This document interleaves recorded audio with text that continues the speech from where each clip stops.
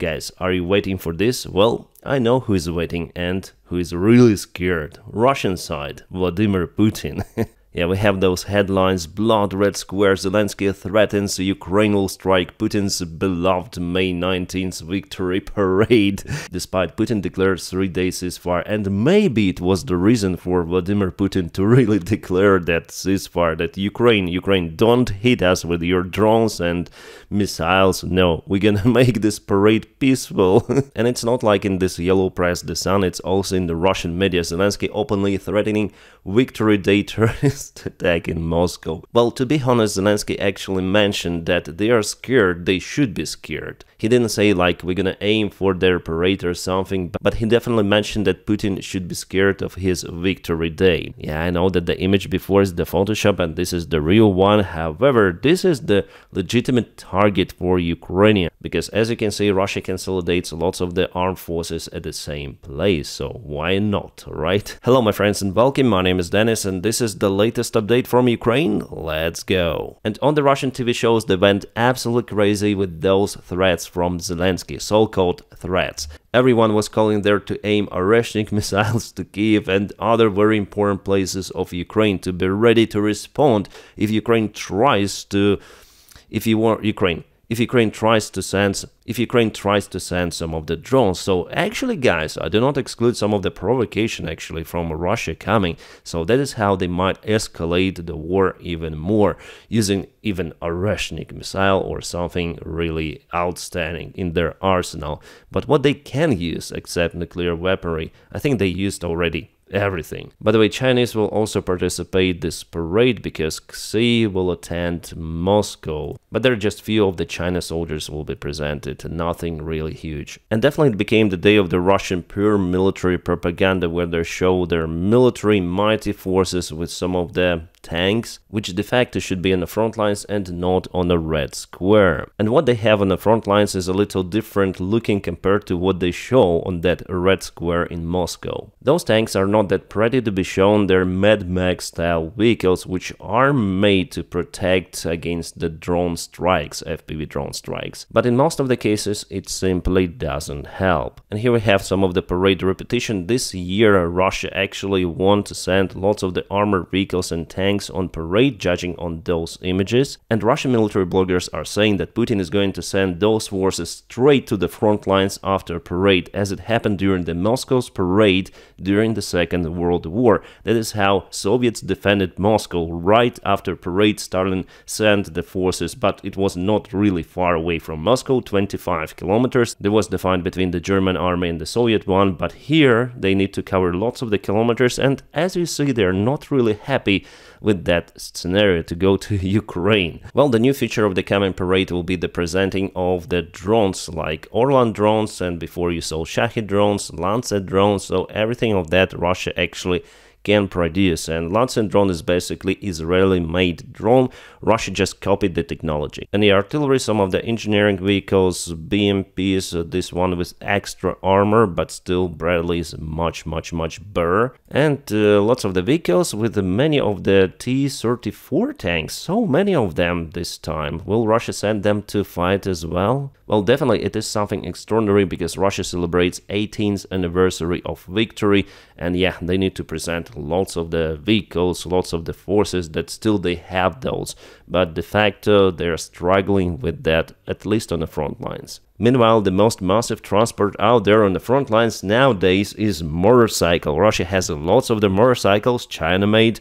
Off-road capabilities are quite okay for this one, but it may carry just a limited amount of cargo. But here you can see two of the soldiers simultaneously going somewhere through this green spring grass, and it's their last selfie, as you may understand. Well, the second most popular transport are the Russian civilian vehicles. Some of them they took from Ukrainians, some of them they took from Russia itself. Bukhanka vans, Vaz, Niva vehicles, many of those. This image is already quite rare for the Russian army. Then they advance with armored vehicles, MTLBs. Yeah, it happens, but not too often at all. Well, roughly 3 weeks ago, Russians tried to advance with many of the tanks, armored vehicles, but their assault, massive assault all across the front lines, basically failed because there is the death zone created by Ukrainian FPV drones, and with the help of the surveillance drones, Ukraine is capable capable to detect those vehicles coming, and the destiny for them is well known. And this is the last selfie of this Russian armored vehicle with the crew inside. But after all, the most moving Russian army does just with no transport. They send infantry, sometimes they cover 5 up to 10 kilometers with their own feet. So, do you see the Russian soldier here on this picture?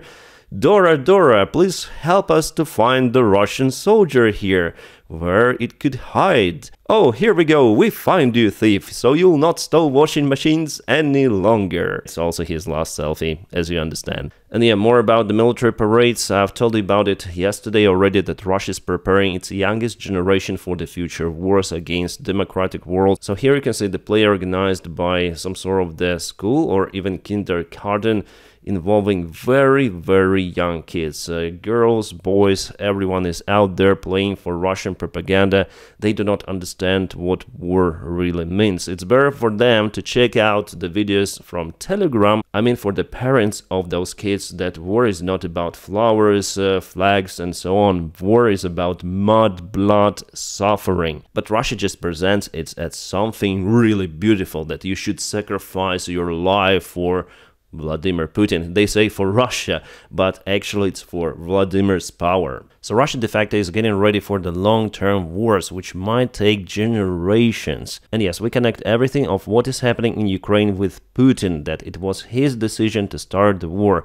However, there are other guys like Putin in the Russian elite. FSB elite actually is ruling Russia. So who knows, maybe the next Russian dictator will be just like Putin.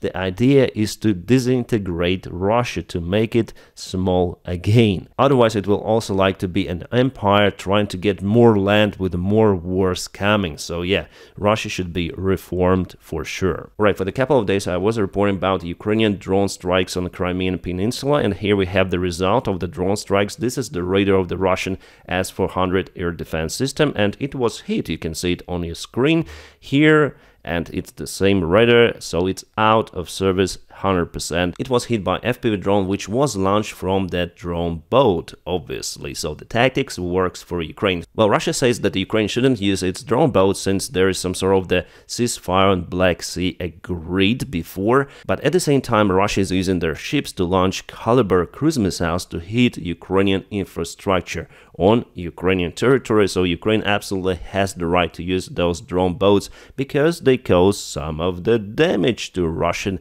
air defense, which is very complicated. It is very sensitive equipment for Russian army. And here I want to thank my Patreon supporters. Guys, you do a fantastic job supporting what I do here on YouTube, and not only, you just keep me running. And if you want to join my Patreon team, I mean those people who watch me and who want to support me, I'll put the link for my Patreon page right in the video description below. Thank you guys for your awesome encouragement. Alright guys, let's go briefly to the front lines, because here Russia started one more attack. It is in Pokrov's direction. So before Ukraine was successful in the Dachne, but today Russia tried to offense. Their offensive failed as usual. I'm gonna show you some of the images, but nevertheless it was during the morning time and it is during the afternoon. They expanded the gray area, but however they are not out there. They tried to reach the positions of Ukraine, but were totally demolished. Let me show you the actual screenshot. I hope you can see those vehicles were stopped before during the previous crazy Russian mid-wave attacks, and Russia sends those all-terrain vehicles plus motorcycles, very small but at the same time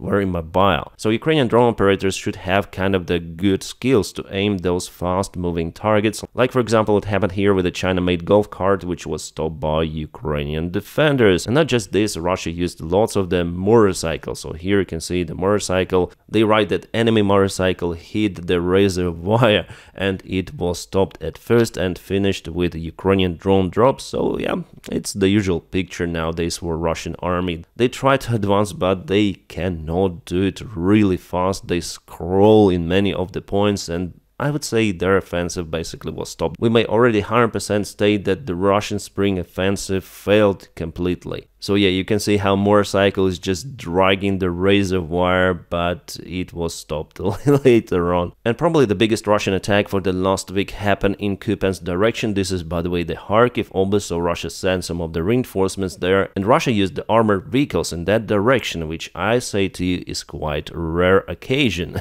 Well, what can I say? They were just stopped by Ukrainian FPV drones. They crossed this death zone. Usually it's 15 kilometers wide, depends on the range of the FPV drones, and it is already understandable that the large-scale offensive maneuvers, they're simply not possible from Russian side and also from Ukrainian side, simply because of the drones. Every moving vehicle is spotted, every moving vehicle is being hit despite on electronic warfare, drone jammers and so on. No, it's just not possible to jam all of the drones. With the modern day technology, Ukraine is capable to aim whatever it wants. Well, in some of the areas, like it happened for example in Constantinople, where Russia really advanced for the last 24 hours, here Russians used those tree lines to move ahead, because with spring there some leaves appear in the trees and it's a good place to hide the Russian infantry. Well, during the daytime it's really hard to spot Russian soldiers, but at night thermal cameras help a lot, so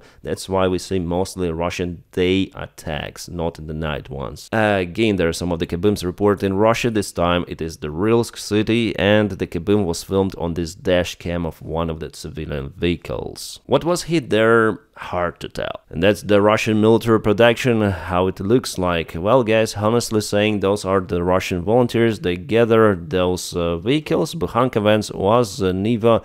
They colored them, preparing them to send to the front lines, but you know the quality of the Russian-made or Soviet-made vehicles. It is basically nothing compared to what Ukrainian volunteers purchase, I mean pickup trucks and so on. And that's the Russian real military parade, not far away from the front lines. That is what they actually use to advance, as they say, on the front lines. Bukhanka Vans, again, all-terrain vehicles, lots of the motorcycles. You'll not see that presented on Red Square in Moscow, no. They'll show their probably fancy tanks Armata, but not the China-made motorcycles. And yeah, they have Ural trikes, which is superb for them. As you can see, it's coming back, still alive. But yeah, that's the modern-day Russian army. A second freaking army in the world.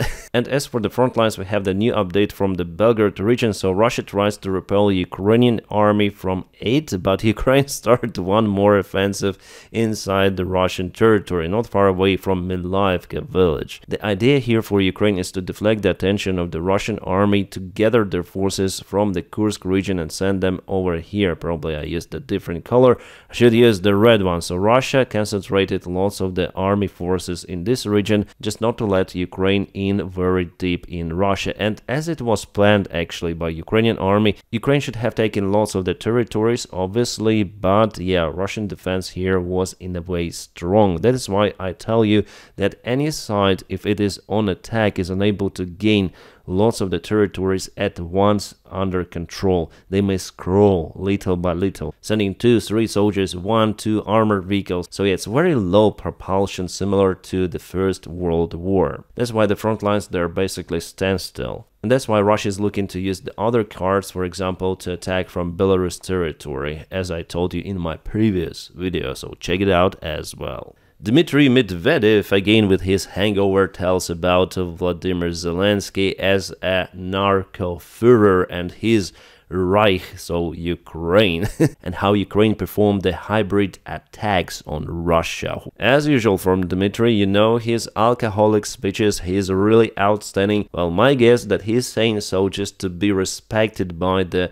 Russian FSB circle, because he's just the commerce. He's not from FSB elite, but he's there in Russian elite. So for him, for the small fish not to be eaten by the real sharks, he has to say those crazy speeches, telling absolute nonsense about the possible, or I would say not possible, peace deal and ceasefire. Russia doesn't change its rhetorics. Kremlin spokesman Peskov today once again stated that Russia is ready to talk with Ukraine, but only in a vector to reach the goals of the special special military operation, so it's nonsense, because those goals are nonsense themselves, and Russia is unable to reach those in a military way. They've been stopped on the front lines. All of those pro-Russian channels and pro-Russian military bloggers who are screaming that Russia is winning this war, show me on a military map how is it winning. Tell me what big towns or cities Russia managed to occupy for the last, I would say, couple or 3 months or even 4 months. Tell me about the Russian success in taking Pokrov. So yeah, Russian army is definitely struggling, and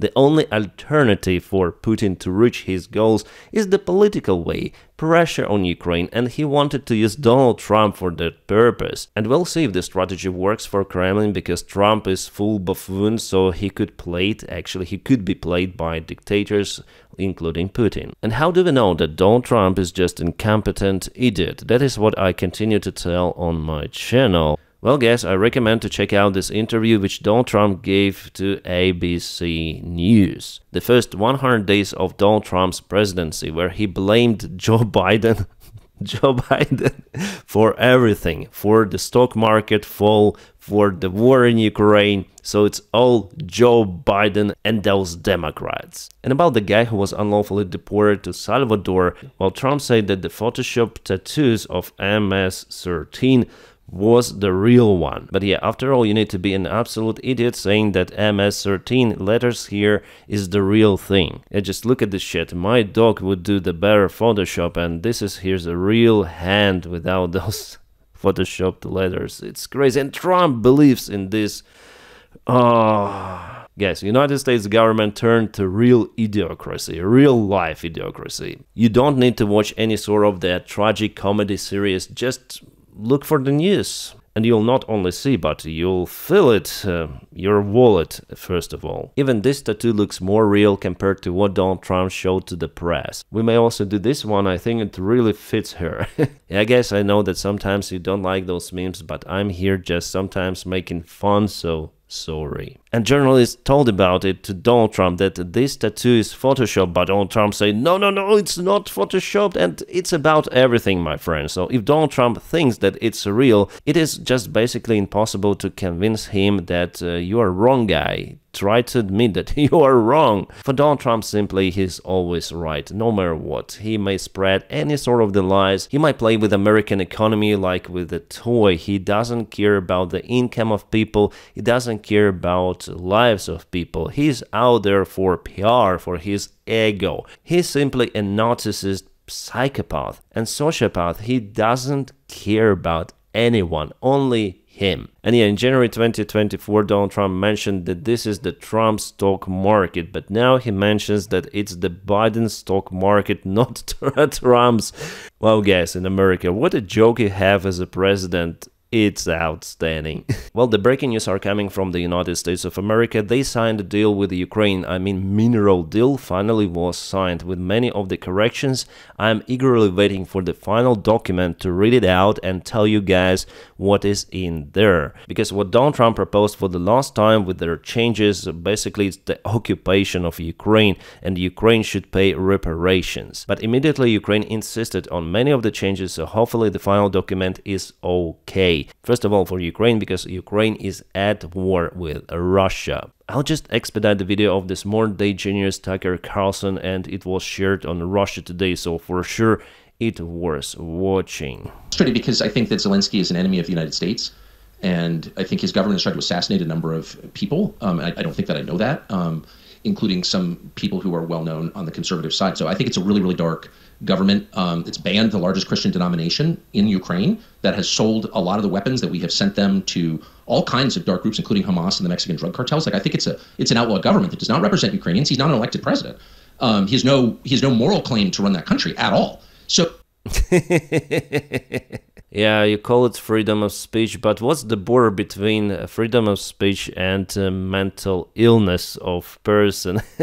Oh my god, and I wonder why so many people are watching Tucker Carlson, judging on the shit he's spreading out there in internet. If you ask him for any sort of the proofs, there is absolutely nothing. And now, my friends, please don't forget to press your huge like to this video, subscribe for my channel, by the way, it's also important, and I wish you all a peaceful sky wherever you are, and have a great time.